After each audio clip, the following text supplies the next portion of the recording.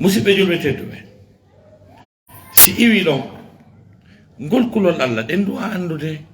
ko honɗum woni kulol Allah ko honɗum woni ngol kulol Allah hakke ma ko fi kulol Allah ngol hawni ko fi maggol hurɓini kono e sahabaɓe fewno maɓɓe mo kala jiɓino ko honɗum wi'ete kulol Allah Seydina Aliya buya men ko andi Seydina Aliya kaka kaafa Seydina Aliya no keldi ka gandal ɓuri ka kaafa c'était un savant un érudit un grand cheikh Ali ibn Abi Talibin ari ko gandu Seydina Aliya maaki min enele ko wiyete kulol Allah ko mi faami e mum kon ko piiji nayi o wi attaqwa huwa alkhawfu min aljalili walamalu biltanzili walrida bilqalili walistidadu liyaumi rrahib Seydina Aliya wi onon ɓe Allah tawni nde yewtere ɗo miɗo tangini onon on lanni onon probléme lanni ka galleji mon ka cuuɗi mon onon probléme lanni ka boutikaji mon ka magasin ji mon sabu on anday hande ko woni kulol Allah ko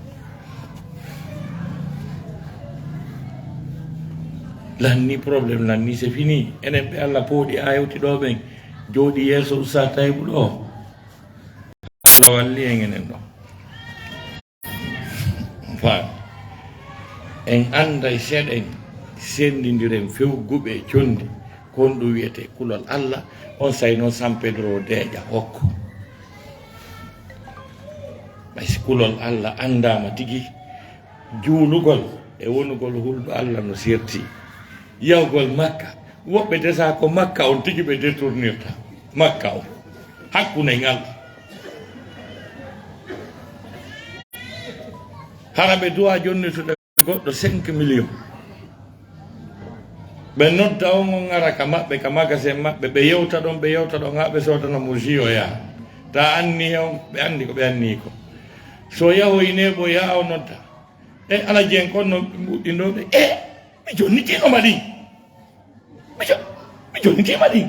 na 5 millions o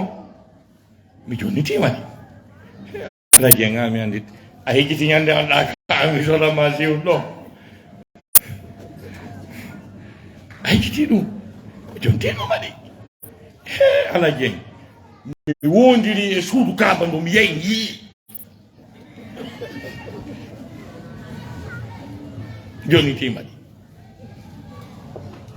mi yahata mi wango suudu Kaaba mi taala merte ɗo ngol mi détourne 5 millions jonnitima ɗi andi ɓen ɗon ko hajjomɓe o détournirde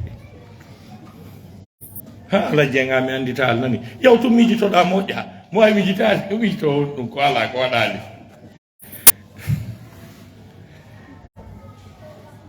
on ɗon nafa ko juuli kon o juuli kono anda kulol Allah donc ɓen na sundum ɓe wangoyi ɓe botoy ndu no ɗo bu wiyeteɓe ala jengala ɓe botoy sundum ɓe arti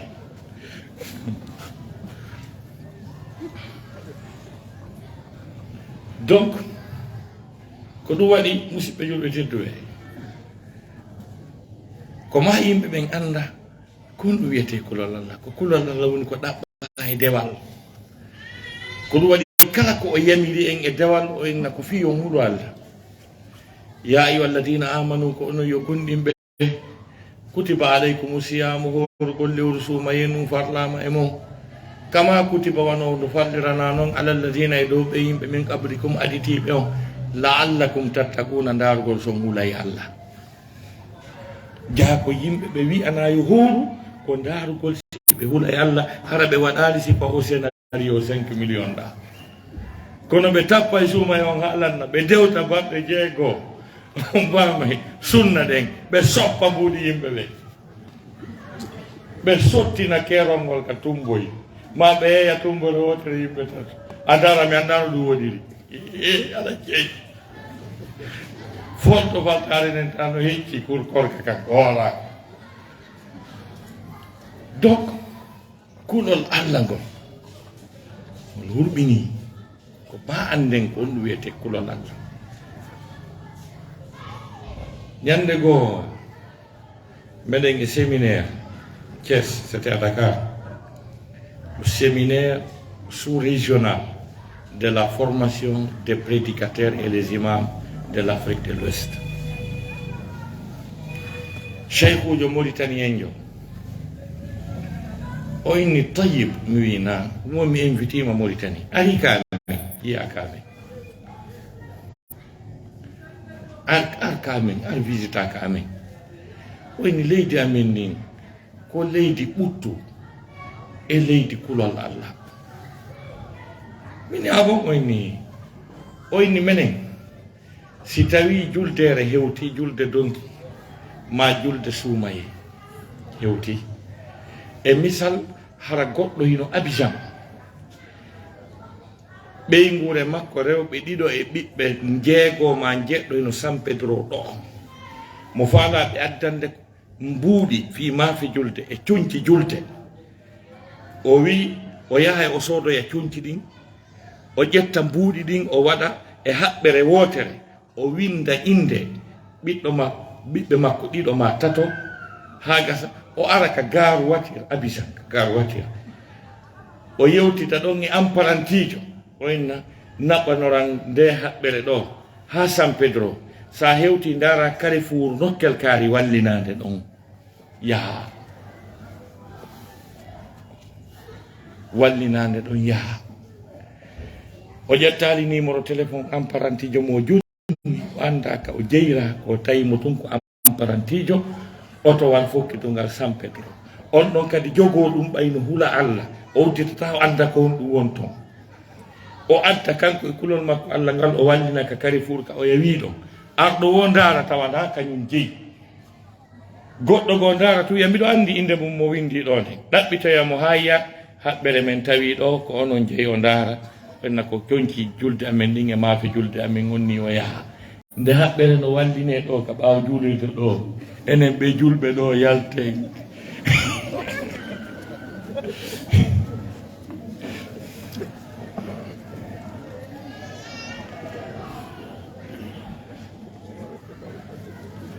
arɗo wo ndaari tawina kañum jeyi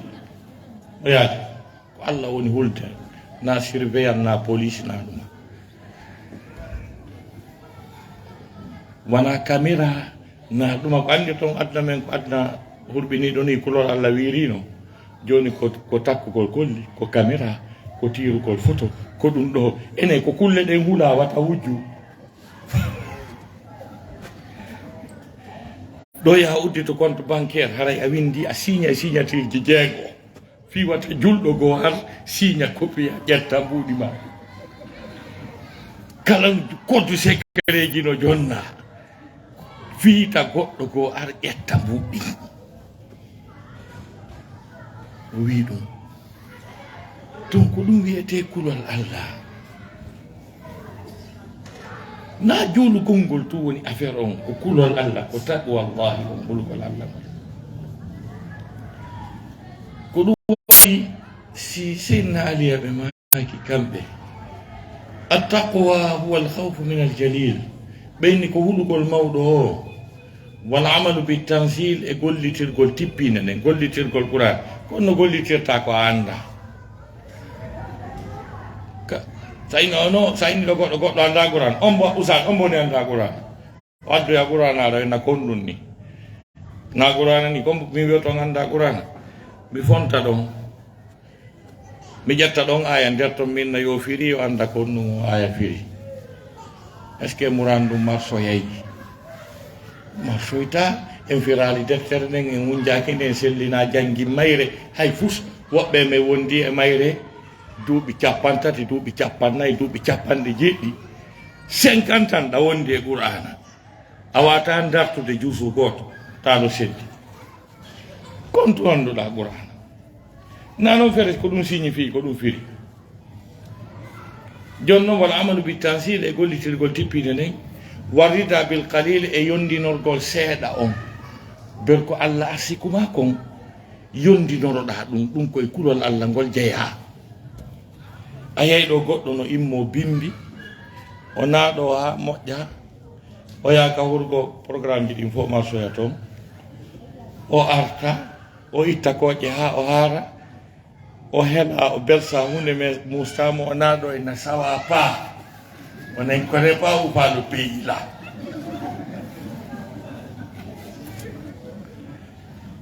tawa fewno ka woni wiide ɗo sawa paa goɗɗo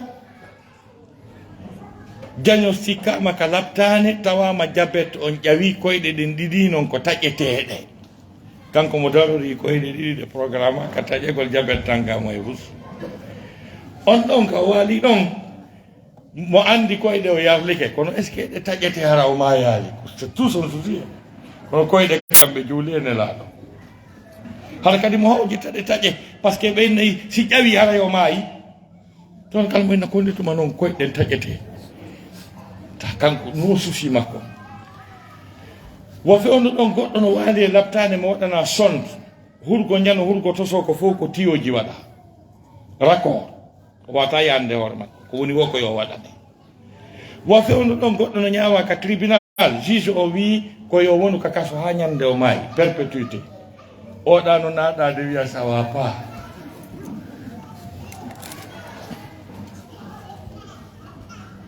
nana yimɓe dulluɓe no darata ko heeɓi kon wiya ɗo dara alaji kaari ko ali san pedro ɗo didon andi ka salongan ɗo walayno ɗo o tigi komin jonnimo ko fuɗɗori jindingol kon o waafo hande san pedro fof ko village makko o sansinora e oto no faadira min kam mi anda komi waɗi allah a wallu e ga anda ko waɗɗa allah tawi ko an sendata tamo moni ko oɗa heeɓi kon ronkugol yondinorgol ko allah sindi kon weltora ko allah jonnuma kon weltorgol ko allah jonnuma kon weltora sendore allah nde ɓiri to nema allah o ɗum koye kulol allah jeeya sabu ko on faale feƴƴitiɗo nadatamo e piiji goo si tawi o yondinaki tum ber ko heeɓi kon siɓa komi nani goɗɗo no hirsi ɓeygu muɗum o ko sadaka fimbu sappo sadaka on ko yo hirsu ɓeygu makko fi o heɓu mbuuɗi donc kulol allah heɓaki sednaɗi a wi warrida bil qalil wal istidadu li yawmi rahib heɓilanagol lahara on heɓilanagol lahara par ce que allah ɓayi programme ji men ɗin o wi he ya ayuha alladina amanu taqullaha wal tanzur nafsun ma qaddamat li gad o wiye kono e gonɗimɓe huule allah yo wonki kala ndaaru ko honɗum préparani lahara on kadi par ce que en fof men ɗo mo kala e gundowoye mum joɗotake ni nani on tigi ndaaru sooda tere mum to wallina secour sooda ka terrain to haaju e laafi darano ɓiɓɓe ɓe yaara Europe dara fi visa ji ɗi dara par ce que ma goɗɗo prépara avenir mum o allah acci ha ɗuuɗi o wi ko honno fi lahara on kadi ton kadi heɓike seeɗa taw si lahara on kadi heɓike seeɗa ton kadi si prépara kara e moƴƴo andi mi waɗi bayana goo mi pi misal e pradowal hari on sayi ko ɗum otowal katkatwal kelɗugal neɗɗo ƴetti katkatwal mum kelɗugal makko bawal ƴawni ɓeygu makko e ɓiɓɓe makko ɗiɗo ɓe fokkiti yaltugol ɓe hendi tun traw jano ɓe tawi goɗɗo no dari ɓe o waɗi ni ɓe dari watum ɓe hewriɓe o inni naɓorelam ɓe inni ko an on boni o wi ko min woni l'islamu o bon place ala ɗo nani ɓe feƴƴi ɓe yeeyi ɓe yawa yaɓe muuti seeɗa goɗɗo ka darni ɓe ɓe naɓorelam ɓe inni ko an on boni ko mene wiyete euro e dollar ƴawe euro dollar ƴawe ɓe yawa kadi yeeso tun goɗɗo darne ɓe wi naɓorelam ɓe ko an on boni ko mi wiyete parcelle ji place ɗi terrain ji fewtuɗi angle de terrain angle ji ɗuma ɓe ƴawe bisimilla ƴawe terrain ɓe yawoy kadi yeeso tun seeɗa naɓorelam koɗo hon mene wiyete visa Canada kañum e États-Unis e France hey wundodire ƴawe visa ƴawe visa ji madame feƴƴu yeeso ga ɗuma no pay ko ngoy artawta nene mum ɗo ɓijindiri ɓe ha aduna naati ha heewi kala ko ɓe faalaɗo ɓe yahoyno ha yeeso ton goɗɗo darde ɓe naborema ɓenni ko an homboni ko min wiyete malakal mawti ajara warowo yimɓe ɓen on ko min ni haɗa ɗen ɗo heewi place ala non min na ƴawgol addimi ko nu gadduma ko wargol ma ko addimi koye mi ware warala ni ko malaikajo warowo yimɓe ɓen min woni malaikajo warowo hande noon inde ma nden no kalis wareteɓe o jeeji ha oronki o tawi yata oni bonɗani kon watte joni hino yoroyno dollar ƴettuɗum ha jangala yoroye dollar joni eyno terenji e kanŋe e jaman kala ko won nder ton fof o huni malaikajo ma ha jangalayno bon joni e ƴettu ɓiɓɓe ɓen ha jangalayno bon ƴettu madangan madangon ɗo ha jangalayno ko an mi arani ko ye yaw lakara he enen ko honno noon fi tongo no probléme ala ton sa yaadi ton e l'islam ala probléme hay fof si a yaadal noon e l'islam haray ko yiite jahannama na hey ko on adila darude komi yalti pet ko on adi ko on ko wi ko l'islam wino mi nabormo min ni place ala tawi ko ɓe nayo won nder ton e nder oto kanko e ɓeygu makko e ɓiɓɓe makko ɗiɗo o inni place ala l'islam ala place o inni jonnon ko watten mi faala e yilti to ndaren simo dari ɗon tigi tigi taade yaruni lakara hara min daɓoral to l'islam ɓay ko l'islam o wi non minen kamen tawi goɗɗo ɗon ko ɗon min yahata ɓe ƴettimo ɓe naɓoymo ɓe naadoymo yiite donc wasi Allah landi ɓay terenji darama visa ji darama compte bancaire darama Allah wi ko honno fi lakara on kadi heeɓi ke seeɗa ya ayuha alladina amanu ittaqullaha wal tanzur nafsum ma qaddamat li ghad yo wonki ndar ko ɗum préparani lakara on kadi ko ɗo asi seydina ali amaki wal istidadu li yawmi rahib ɗo wiyete tago. Mes très chers frères et sœurs en islam, parlant de la définition de la piété, le calife Ali radiallahu anhu, il dit la piété selon Ali se résume en 4 choses. Diana.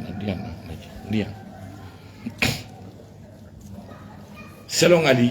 la piété se résume sur 4 choses. Premièrement, il s'agit de craindre le très haut, c'est-à-dire Allah. Deuxièmement, il s'agit de se conformer de l'enseignement du Saint-Coran. Tout ce que tu entreprends dans ta vie, tu consultes le Coran, tu demandes l'avis du Saint-Coran.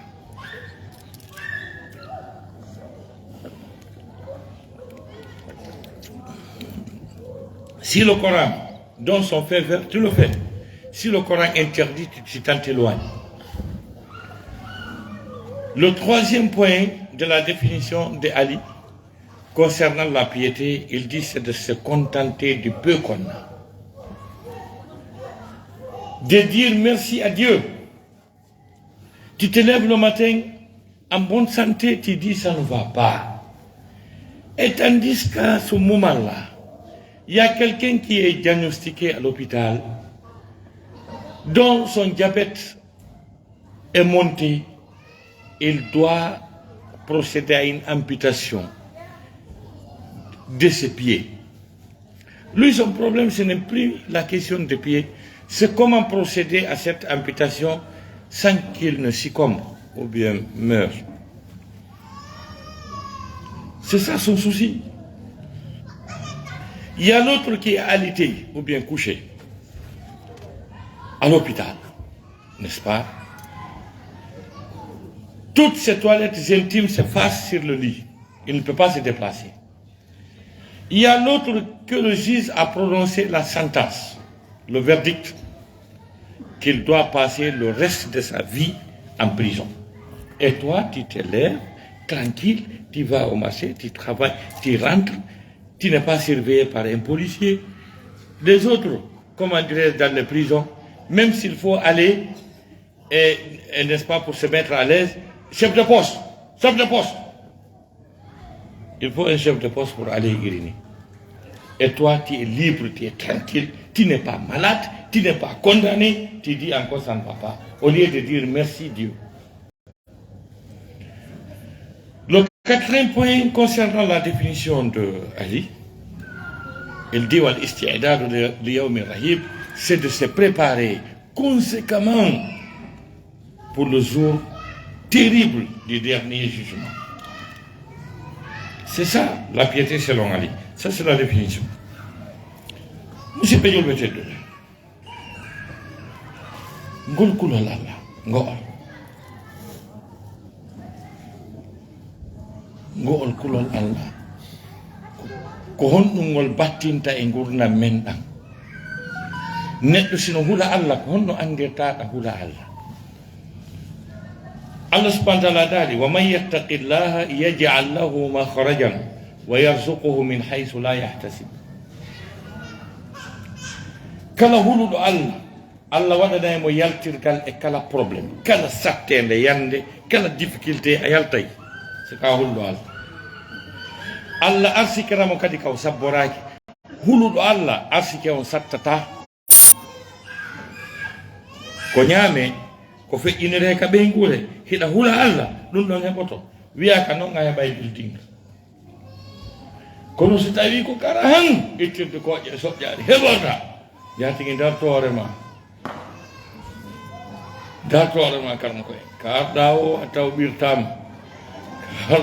tawɓirtama ñande o ñande dépense ala timmali ñande o ɗa yaltina golle ka deburiɗa ha heɓuɗa place o patorori no arde sooda ɗo wiye bon ara ɓe hokki o mbarde tati wattan hakkille Allah daali huluɓe Allah ɓen Allah newinana ɓe arsika on wa man yattaqillaha yaj'al lahu makhrajan wa yarzuquhu min haythu la yahtasib. Mo huli Allah, Allah facilitanaymo newinanaymo kala ko o nangi. wa man yattaqillaha yaj'al lahu min amrihi yusran. Mo huli Allah, Allah waɗanaymo fiyake makko on newende kala ko nanguɗa newoto. Ayay ɗo goɗɗo nanga ɗo janngugol janga fino karon koye fino 1 heure 2 heures mo janngude darsu goto karmo ko makko landi taw mo to en konto de fuɗɗorno ɗen bandi Allah wulaka ɗon la dali wattaqullaha wa yuallimukumullah. Hule Allah janna on. Si neɗɗo huli Allah ko Allah ko yimɓe wiyata konno jangiri par ce que ko Allah lowata gandal ngal e makko sabu ko hulata Allah ko kulol Allah mo huli Allah subhanahu wa ta'ala joddindi o yoɓata mo ndin so rewi Allah o janɗinayi bandi jante moƴa koni wande ko bandi ko hulata Allah ko walay juulude jemma joɗo tappa astafurlah 2000 fois itta sadaka hirsa gera ɗi fof waɗa dewe molanade ɓay Allah no andi ko bandi o jonna mo 1 point ɗum ɗo fof ko waɗi noon kala ka tumbu sottintemo tawa kala ka mafiyaru watte jungo makko no nder ton kala ka goɗɗo ño'ete inde makko bonnemo tawa kala ka fi goɗɗo bonnete mo tawa mo haɓidi o on ɗon haray o tilakara ndaron min hunani kaari hande o jabondirno alaji kaari belle no haɗi tak ko katakataɓe noon gasi ɓe on ɗon ɓe wonay katakataɓe añande ko ɓe e gata si ɓe maayi haray kadi koɓe katakataɓe ka kamɓe ɓe mayata kala ka goɗɗo lampete feetine perdine jungo makko no e nder mum kala ka goɗɗo détournete jungo makko no e nder mum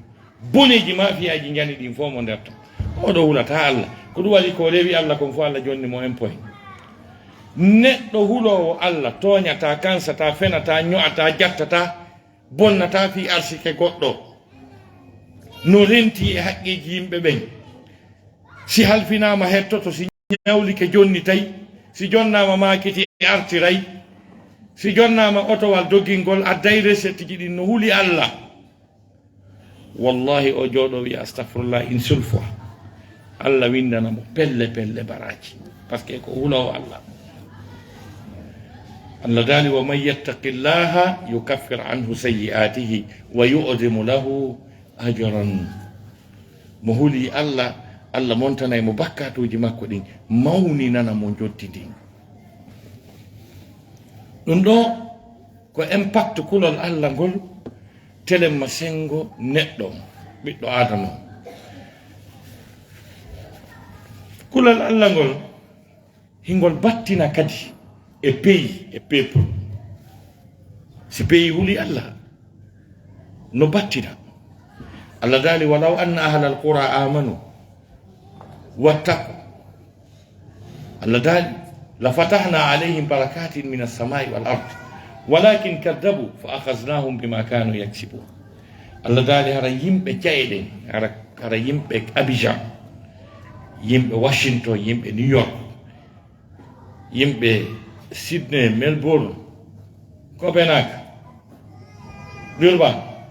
كوناكري مونروبيا فريتا هرا يمبي دي جايدين gonɗinno ɓe huli Allah Allah dali o tippinanayno ɓe immorde ka kammu barki kañum e ka leydi piiji ɗin fof hoyno courant sattata ndiyan sattata sunsoli tampintaɓe guerre watta heegay raɗete ɓiɓɓe ɓen feeway ɓe barka rewɓe nantodire c'est-à-dire ko bee ko ɓuttula baaɗo hara ɓe hulno Allah Allah wi ko noon ɓe wonirayno kono ɓay ɓe hulani Allah ɓe yeddi Allah nangiri ɓe yangi maɓɓe kin tigiti ko ɓe fakkiti ko min mbiɗo andi pays mo minnitata kala ko ɗaɓɓete nder aduna Allah on kon fof e ngal no jonnoni rendez-vous e on pays hino bauxite hino uranium hino pétrole hino canɗi ndiyam hino ndiyam saƴoja e hino leydi remetendi moƴƴa e hino pelle ngaluji aduna Allah fof no jonnodiri rendez-vous ɗon kono ɓay tun ɓe hulata Allah subhanahu wa taala ɓe ɓuri aduna Allah fof weelede ɓe ɓuri aduna Allah fof maapa e kulol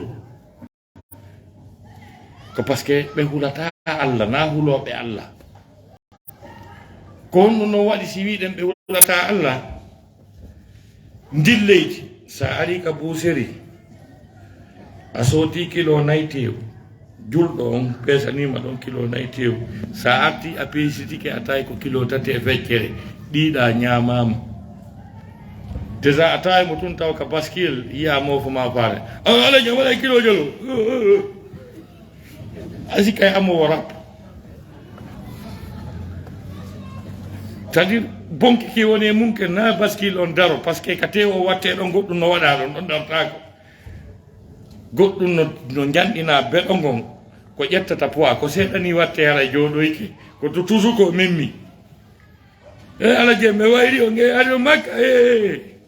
bandiyagal si a yeehi a soodi nebban nayyi tawaɗan jilla beere sa soodi kosam ndiyan no ɓeyda sa soodi njuuli ko njuuli laaɓundi nin ni ko njuuli ni laaɓano hooti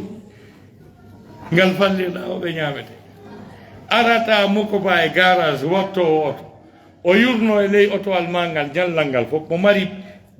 ɓiɓɓe wallinanɓe yoɓanteɓe lekko mari ɓeyguli holtinteɓe ñawdeteɓe o yoɓay jurdi suudu ñalla o ñalla otowal ngal ngal fof gal watta araje gonno kono moƴƴi hi bon ko jelu e ndaare ko heɓuɗo o hey bandiyagal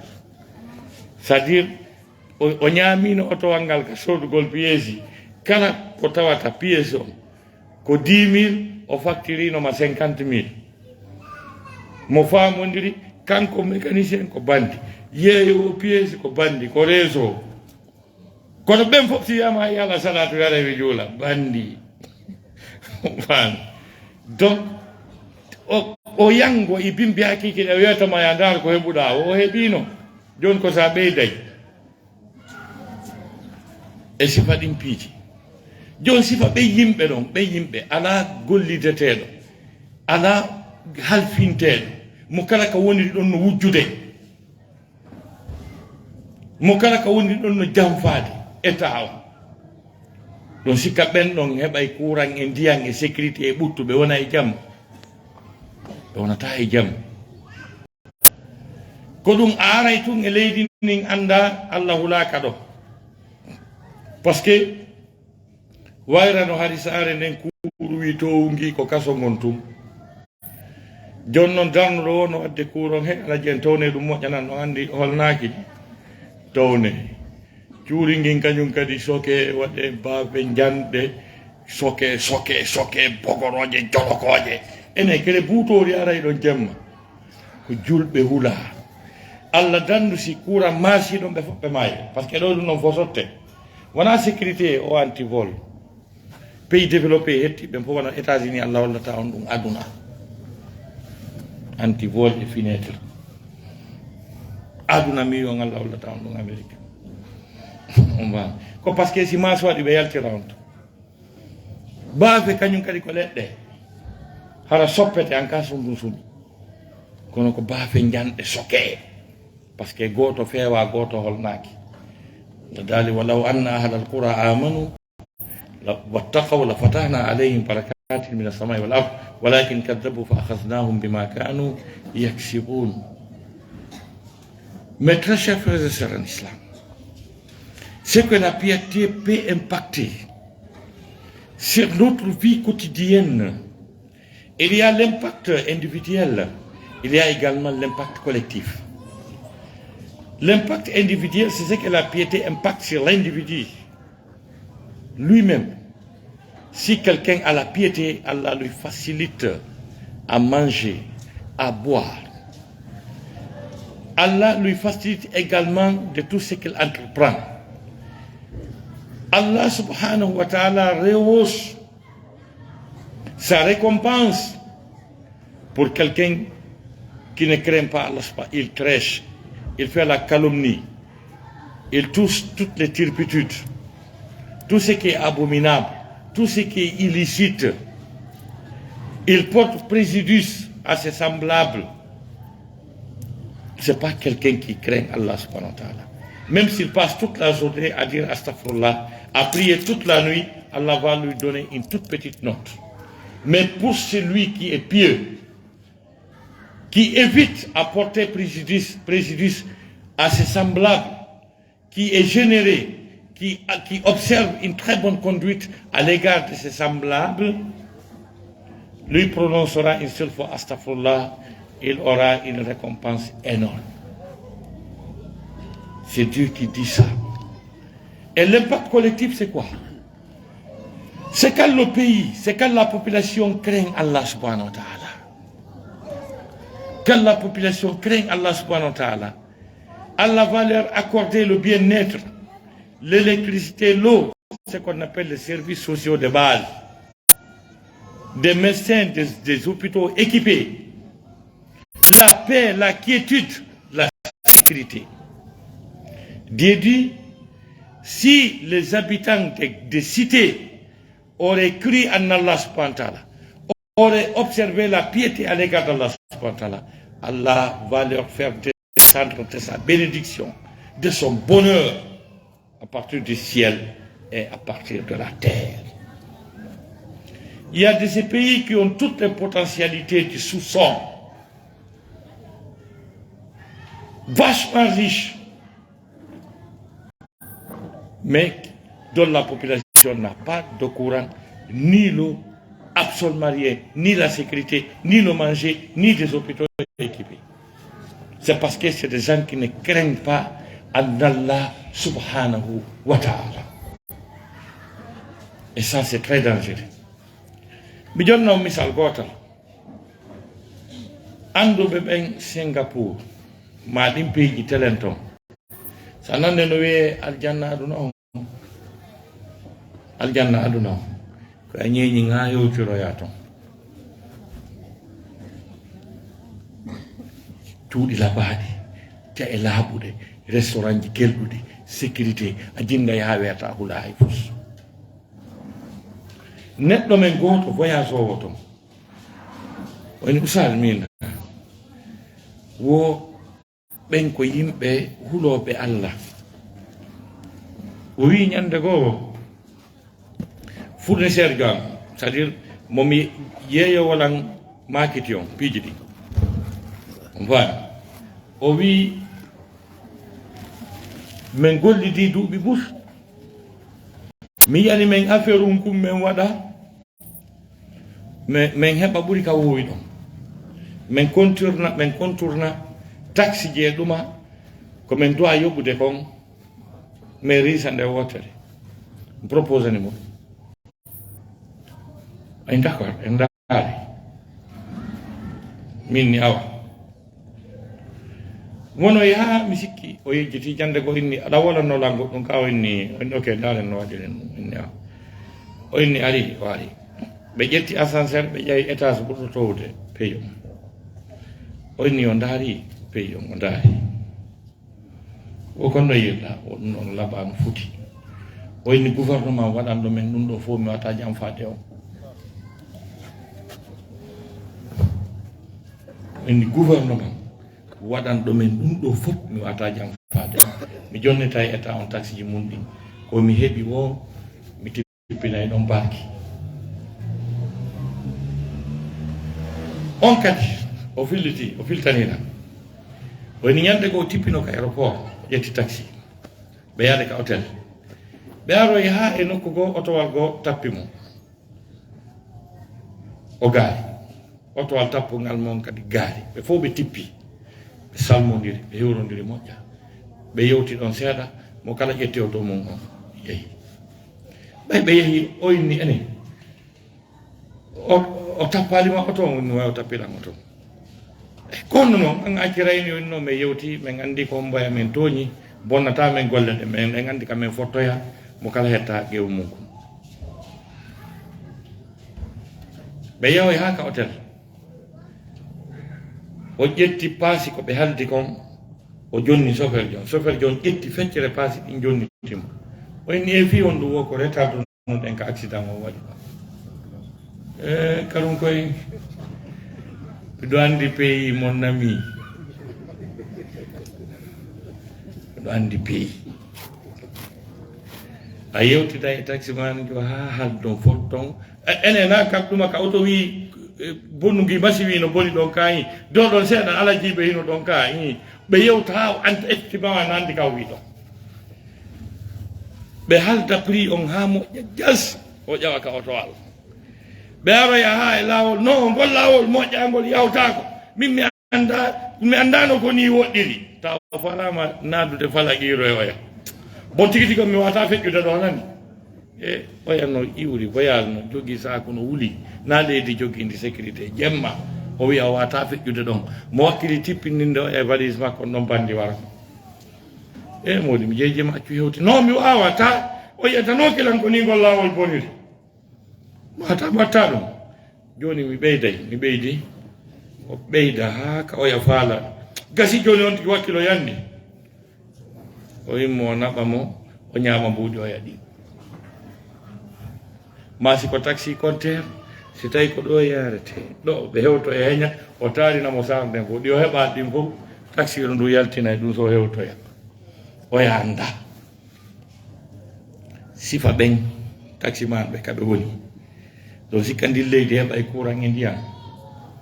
o sikkandi leydi heɓa e sécurité wata heɓde sécurité julɓe Allah hulen Allah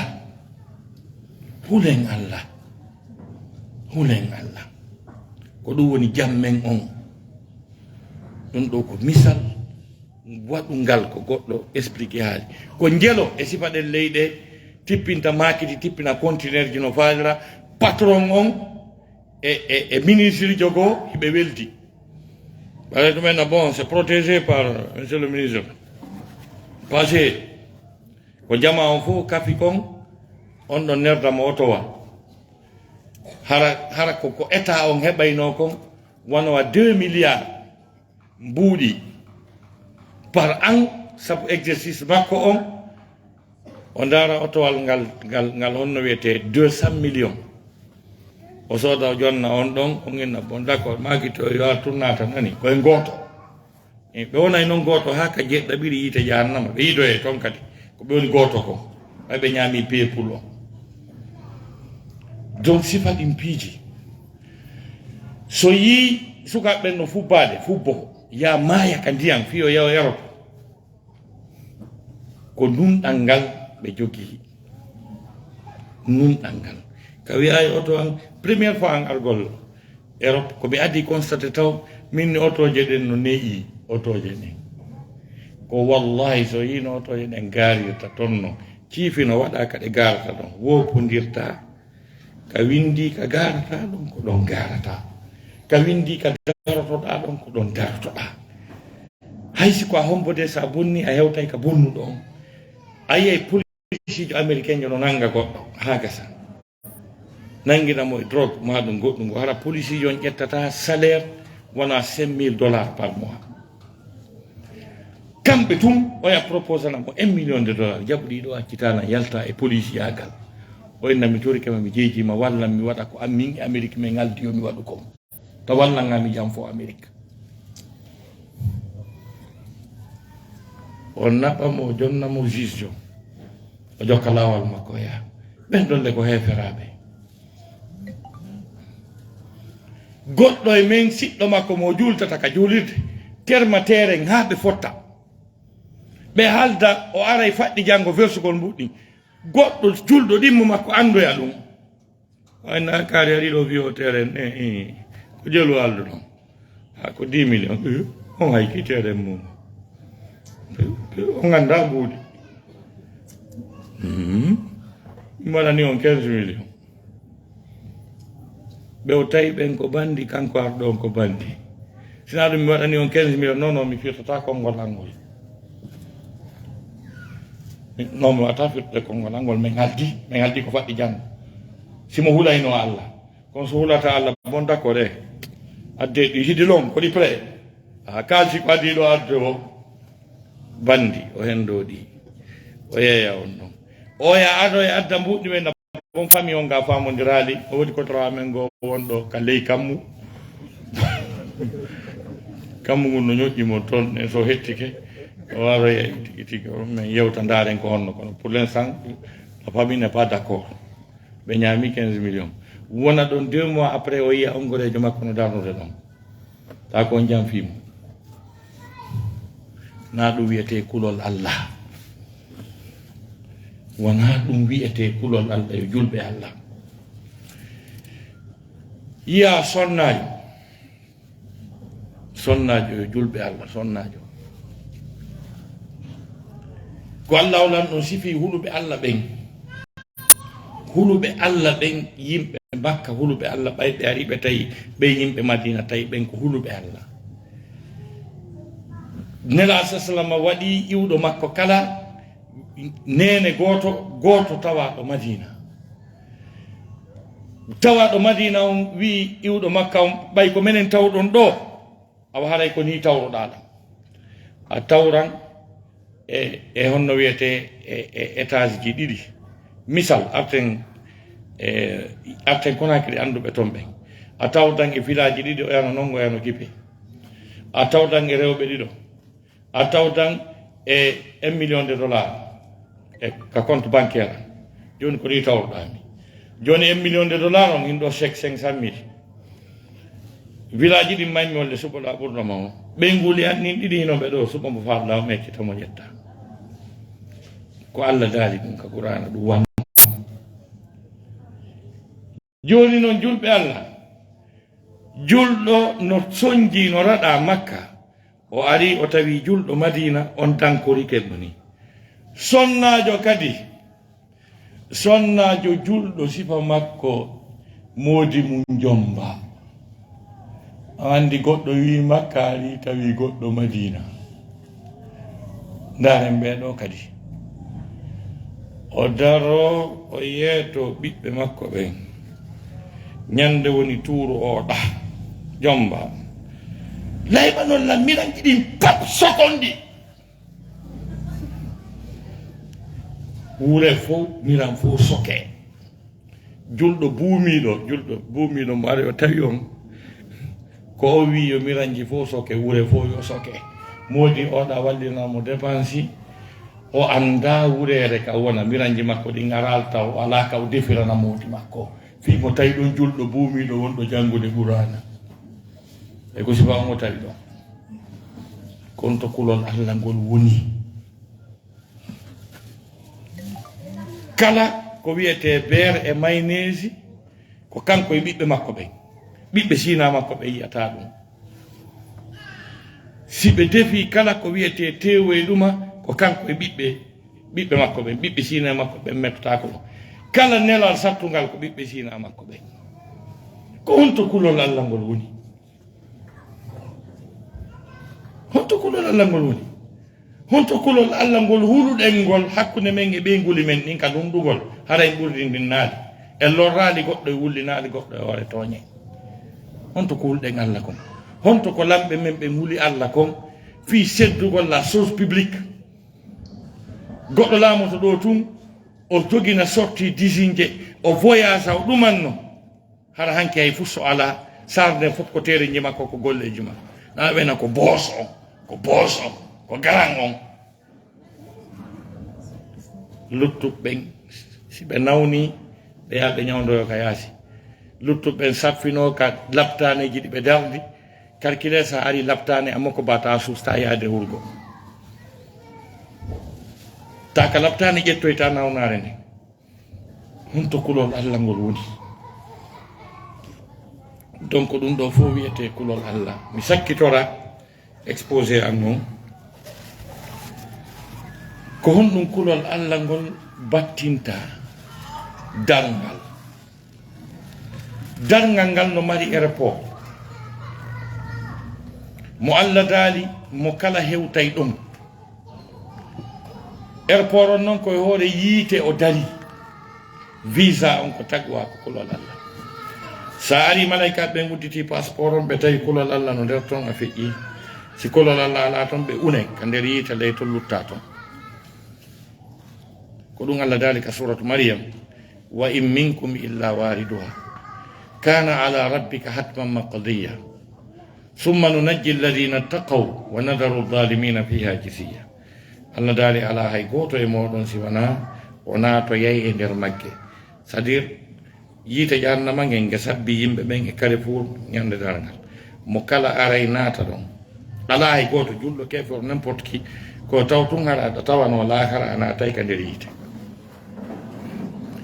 Allah daali si tawi noon ɓe naati ka nder yiite huluɓe Allah jogiiɓe kulol Allah ɓen ƴawne ɓe naɓe ka aljanna ɓe ala kulol Allah ɓe luttine toon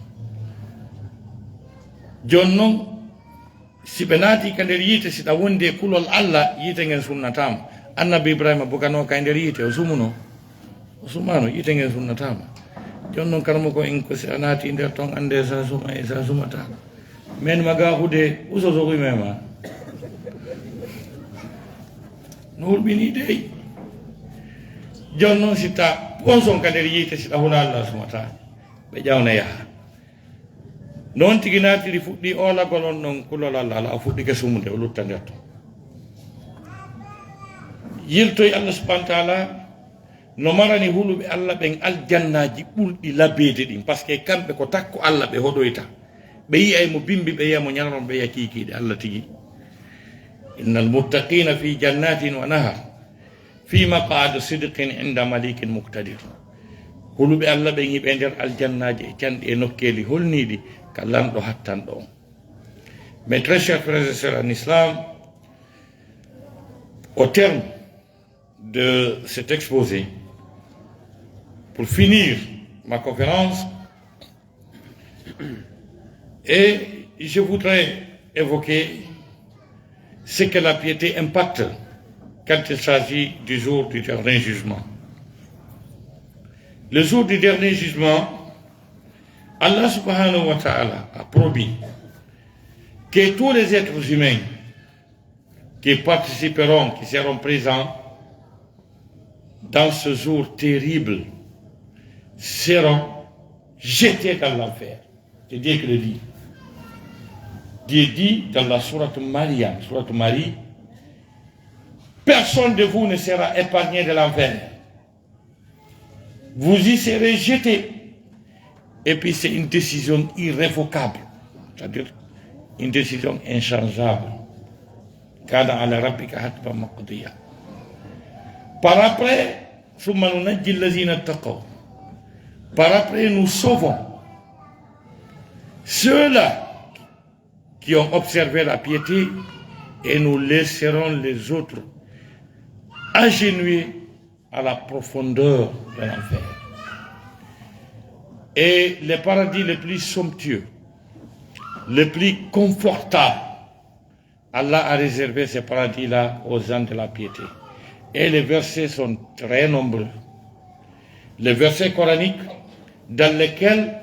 Allah a évoqué la place qu'il a réservée aux pieux, je vous assure que les versets sont nombreux. Inna lil muttaqina mafaza, innal muttaqina fi jannatin wa uyun, akhizina ma atahum rabbuhum, masalul jannati allati wu'ida al muttaqun, tajri min tahtiha al anhar, ukuluha da'imun wa dhilluha, masalul jannati allati wu'ida al muttaqun, fiha anharun min ma'in, kaza wa kaza. C'est ngaldi en adduɗen ɗo are waali ɗo nanon ɗum hallune. Voilà. Donc c'est vous dire que les versets sont nombreux dans lesquels Allah subhanahu wa ta'ala a évoqué, a dégagé des places somptueuses qu'il a réservées aux pieux. Mais nous allons nous contenter de ce dernier verset qui se trouve dans la sourate Al-Qamar, la lune. Dieu dit, Innal muttaqina fi jannatin wa nahar. Les pieux seront reçus dans des jardins et des ruisseaux. Innal muttaqina fi jannatin wa nahar. Fi maq'ad sidqin, dans des endroits sécurisés. Inda malik al-muqtadir, chez le roi puissant. Il s'agit de Dieu. Ce sont des gens qui habiteront le paradis à côté d'Allah subhanahu wa ta'ala. Mes très chers frères et sœurs en islam, voilà prend fin mon exposé. Je ne saurais libérer ce micro sans remercier sincèrement à tous nos frères de San Pedro.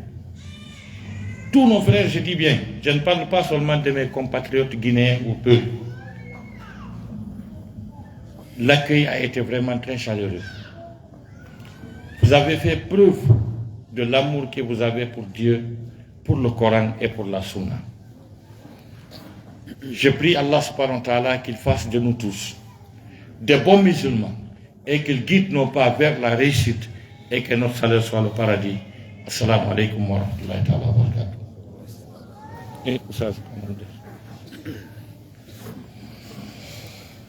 Alhamdulillah, nous remercions Allah subhanahu wa ta'ala qui nous a réunis ce soir pour pouvoir bien écouter les prêches que notre Oustaz qui nous a prodigué ce soir, qui est très important pour chacun de nous, de se mettre à la preuve et de méditer les conseils qu'il nous a donnés et qu'il réfléchisse de ce qu'il va avancer devant lui. Car nous sommes tous partants. C'est tôt ou tard, on ne sait pas c'est quand, c'est où, c'est comment, mais nous avons sûr et certain que nous allons répondre à l'appel d'Allah subhanahu wa ta'ala. Nous remercions notre Oustaz sincèrement, car ce qu'il a dit, nous avons tous compris. Il a expliqué en français, il a expliqué en peul, en pulaar. Nous n'avons pas besoin de rentrer dans les détails. Nous n'avons rien à qu'on appelle pratiquer dedans. Tout est clair. Maintenant, ce qui reste, Inch'Allah, nous allons prendre quelques 10 à 15 15 minutes si nous avons besoin de questions, Inch'Allah, surtout concernant la thème que notre Oustaz vient de nous parler. Car Dieu a dit, Fas'alu ahla dhikr in kuntum la ta'lamun. Demandez aux savants de ce que vous ne savez pas. Vous serez informés. Quand on demande de ce qu'on ne connaît pas, c'est le médicament de l'ignorance. Médicament de l'ignorance,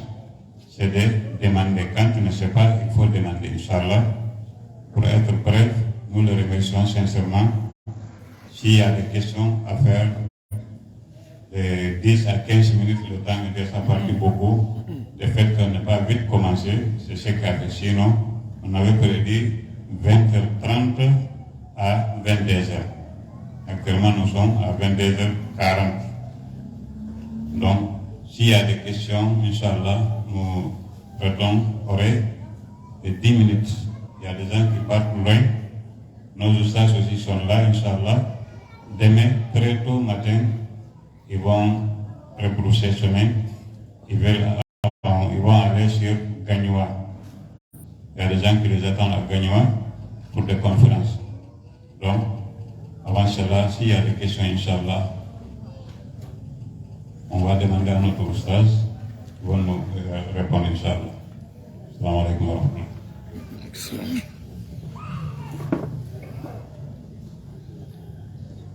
Si tawi ina woodi marɗo ko lanndoo inchallah haray e ndeer ɗuuɗi haa e ndeer dimiti gal noon jonde ɗe juuti ka hootoɗe to no woɗɗi hoɓɓe ɓen kadi hare no hato jinne e fowtagol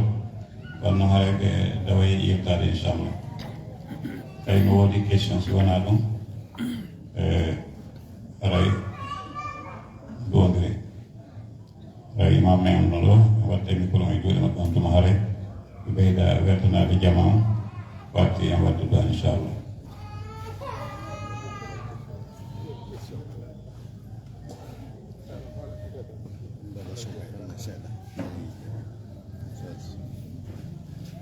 Naam.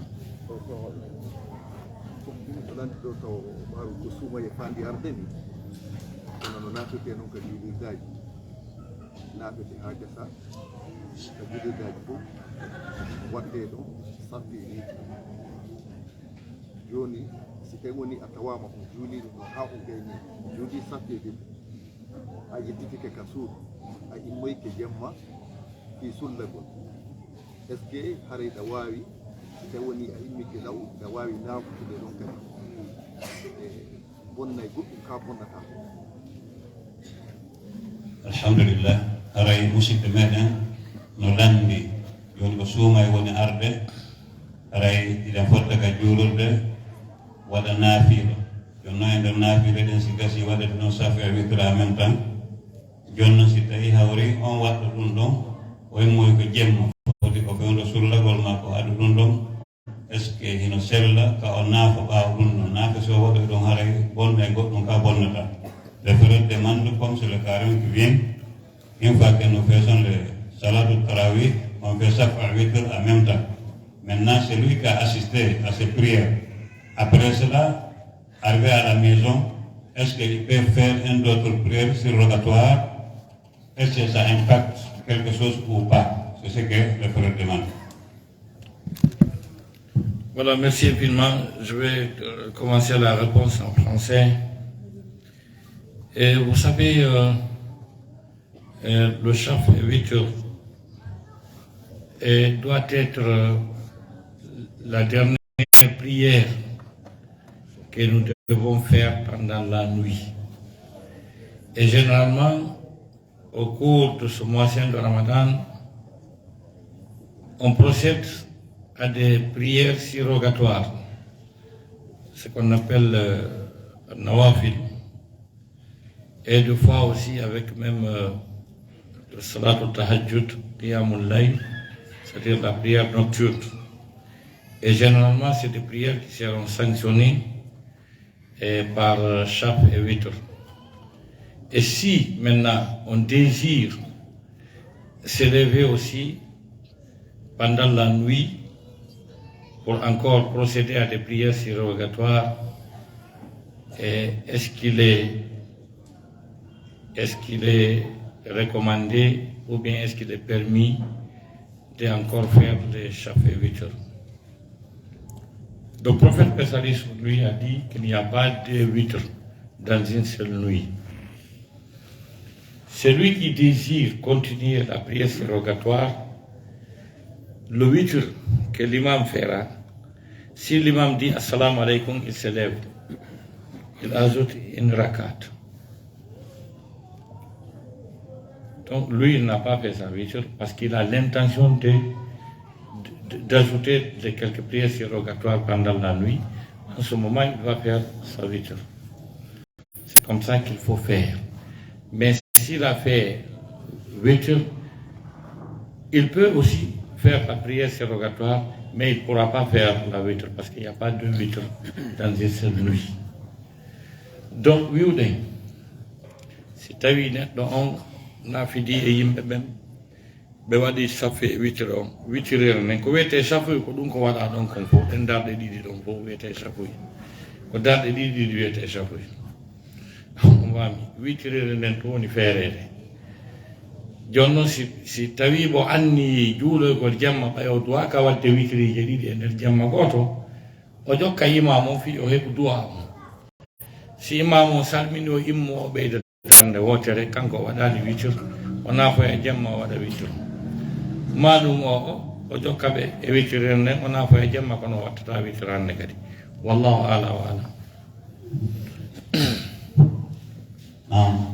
Il y a deux questions encore. Comme c'est le carême, bien si quelqu'un qui doit le carême passer, il n'a pas pu rembourser jusqu'à l'autre carême arrivé, comment il va faire? Ou bien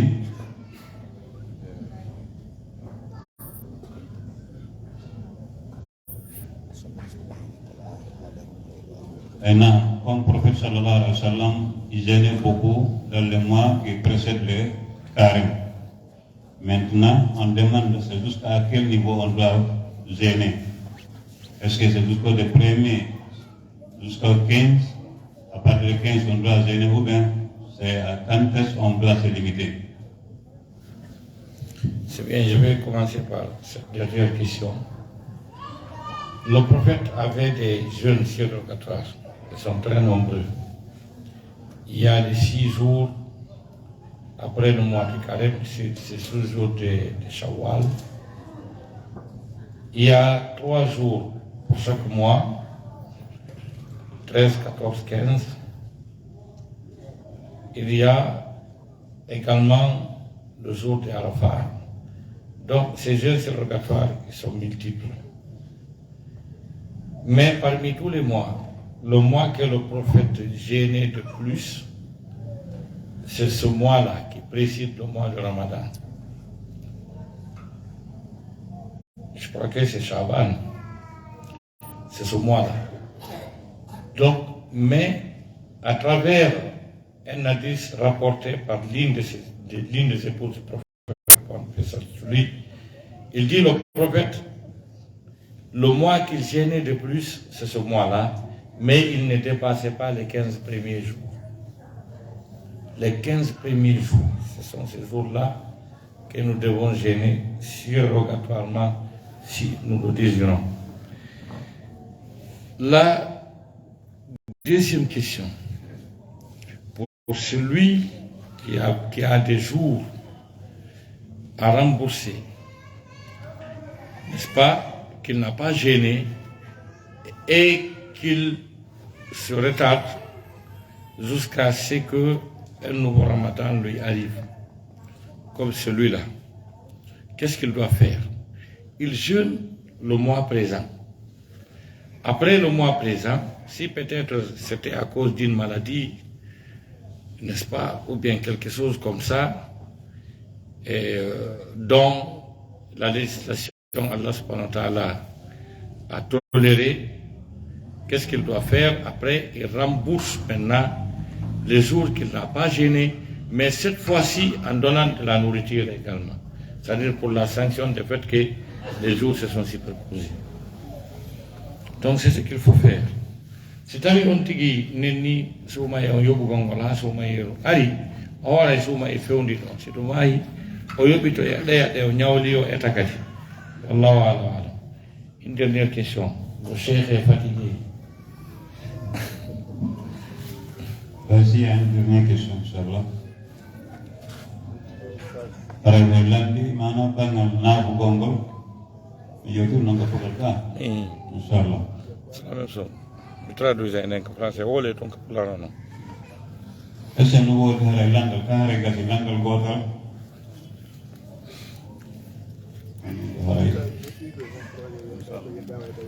Donc hare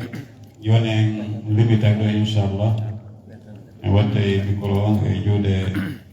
imam men ando hare e weltono jama Inch'Allah. أحييكم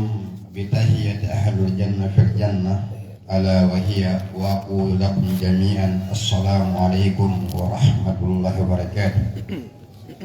أسلم من كان في هذه المجموعة المباركة.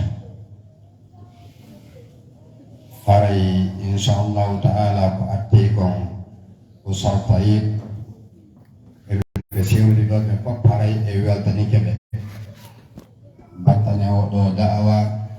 muhadara labado yolla yugo be nyottal to ta'ala ya rabbal alamin e bok media ko de to ta'ala e ni no fi taqwa Allah fi darajatul Allah ni jangiren wa non charma be makiri wa iqra'ul qur'ana lan tamallu walau bi harfi istadillu wa inna qur'ana haystay woni ko alifu harf harf sebutnya tawakkil jangi. La taj'alan wara azarika mulkhan in taf'al yasquka ila al-jahim fatubidal. Cara memaki la taj'alan wa tawad qur'an wara azharika kabau kima mulkhan pada wapan pada haukan. Wi honno wacca golli dum woni abel kewdo qur'an jabane jangude hare nde nagata haka aljen haka yide jahimi nde wetama toon ela dando en ɓe wi honɗum waj'al kitaballahi bayna yadayka in taf'al ya'uduka ila an-na'imi fatubidal wonɗappire allahu nden bange yeeso ma si a golli ɗum ɓe ɗewta haka aljanna nema nde wettinama yo allah waɗen jangoɓe mana oɗo koran azimi golitata ya rabbal alamin wata allah waɗu en famali haɗuna il qawmi la yakaduna yafqahuna hadisa wote o ɓeɗo yimɓe mana ɓe wata famugol ndeɗo yewtere yewtani yo allah waɗu en allazina yastami'una al-qawla fayattabi'una ahsana aray en jam fota fota ko wana seeɗa aray barakallahu li wa lakum astaghfirullah min kulli dhanbin innahu ghafurur rahim. Amir dawal Rabbil alamin wassalatu wassalamu ala rasulil karim. Assalamualaikum warahmatullahi wabarakatuh. Aray ko Allah subhanahu wa ta'ala e to anundila e sahaba be yawtuɓe fof aray en jarni e ustaz men en jarni kadi jama sampeɗo aray ko ƴettanimi o micro ko toragol on du'a torade men Allah subhanahu wa ta'ala yo Allah newnan men